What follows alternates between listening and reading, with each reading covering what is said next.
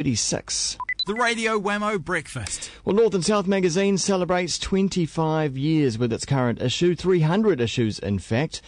Current editor is joining me in the Kiwi studio, Virginia Larson. Good morning to you. Good morning. Lovely to see you. Now, 25 years for a magazine is an amazing feat into itself. Especially it is. It's such a fast-changing landscape that we're pretty pleased to have made it. Most magazines, I don't know, don't stick around 5-10 years, do they? No, I think we just sort of found that, just found the relevance and the resonance in that sort of heartland, New Zealand.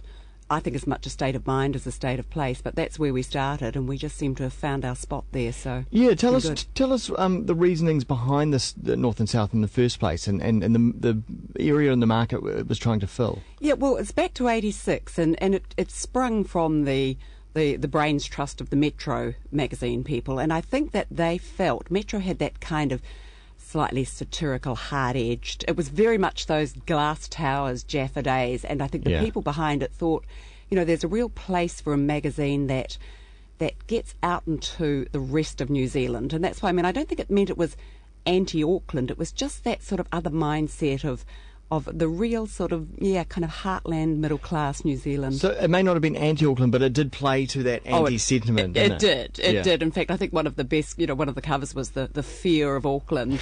I think it was asked the question of, was Auckland too big for its boots? And I'm sure most of our readers at that time would have agreed. What do you think that was, and what do you think maybe it still is? Is it an inferiority complex from anyone south of the Bombays? Is that what it is? Well, I don't know. We looked at it again last year. We did a story called The Great Divide where we tried to analyse that difference. Some of it actually is quite well-intentioned, quite warm-hearted, the sort of rivalry of...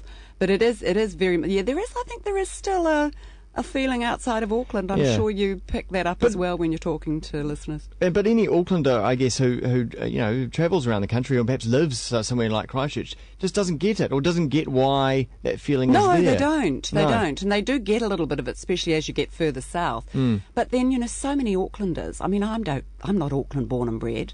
Most of us in the magazine, even though we're based in Auckland, come from other places. And I think we still feel very much part of the rest of New Zealand. Yeah.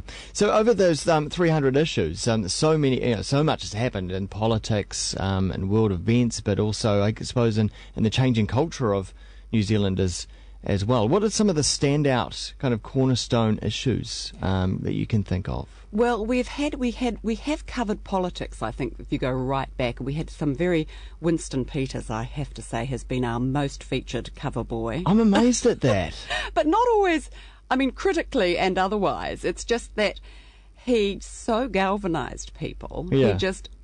When you think he's had such a long career that we've covered him. I think he's been on the cover 4 times. Is it because he scrubs up well in a photo shoot? I don't think that hurts.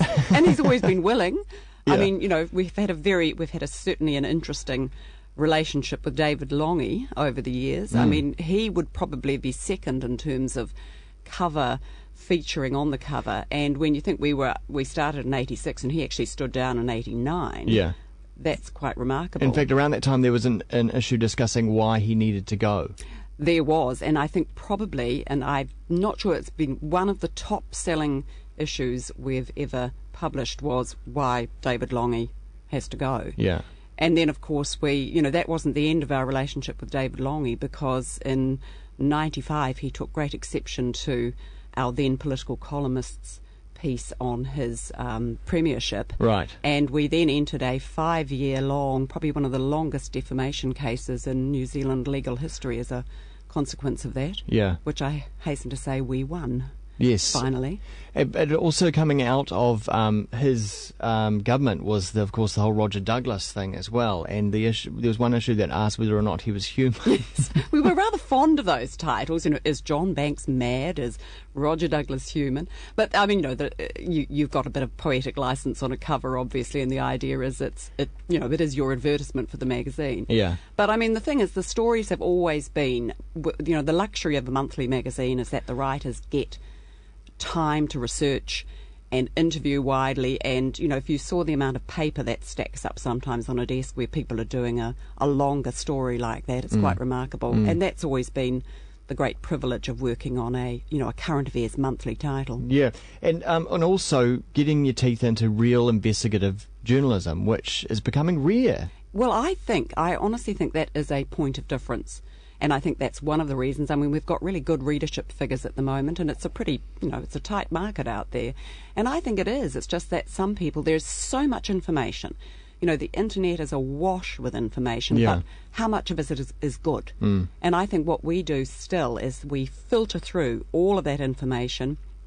The writers get the time to do the research, go out and do all of those interviews. They mightn't use half of them, but, they get out there and have that time. Yeah. And then I sort of feel we do deliver the story behind the news bites.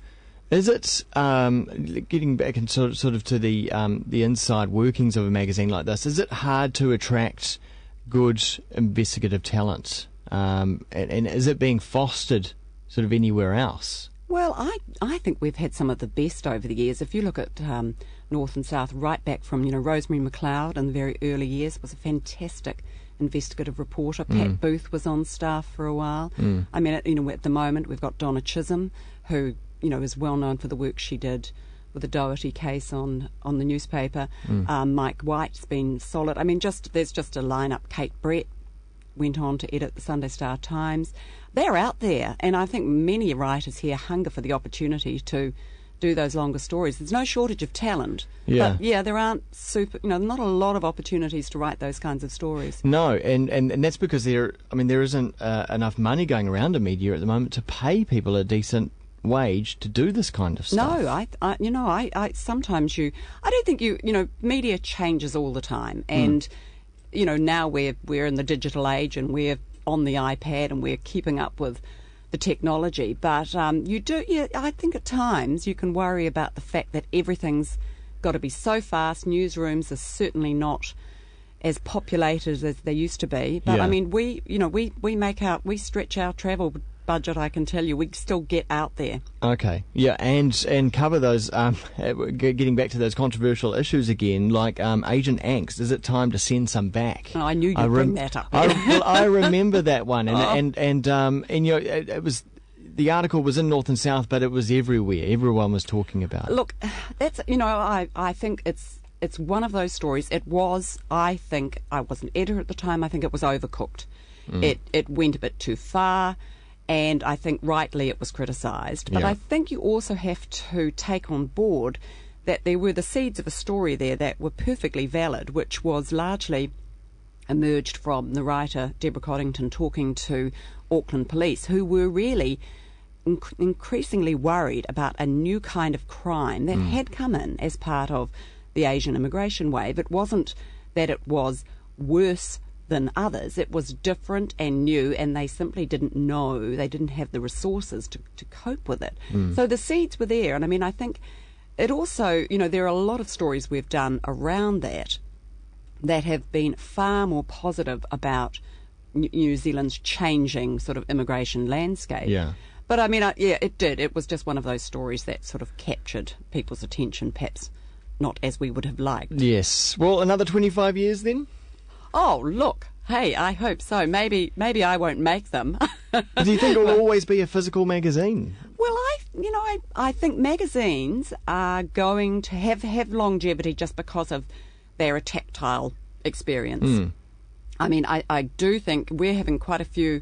We're seeing a drift now. We're getting quite a few readers who are on tablets. I think the iPad and the tablets that follow will certainly start picking up in terms that they deliver magazines very well because they have such fabulous, the screens are so fantastic looking, the pictures look good. I mean, we still put a lot of budget and effort into photojournalism. Yeah. So, and that's, one thing that we are sending photographers out into the hinterland doing. And also journalists themselves are having to become multimedia. They are. Capable as well, aren't they? They are. I mean, our senior writer, Mike White, has a camera that's video capable, and if he's out on a story, he's now capturing little pieces of video that we can put on the iPad. Oh, great! Tablet. Yeah, great. So, and that business model works. Yes, I think it will work. Yeah. I think it'll take. I think it's going to take a while to move. I don't think people are going to move away from magazines rapidly. I think newspapers have changed a lot.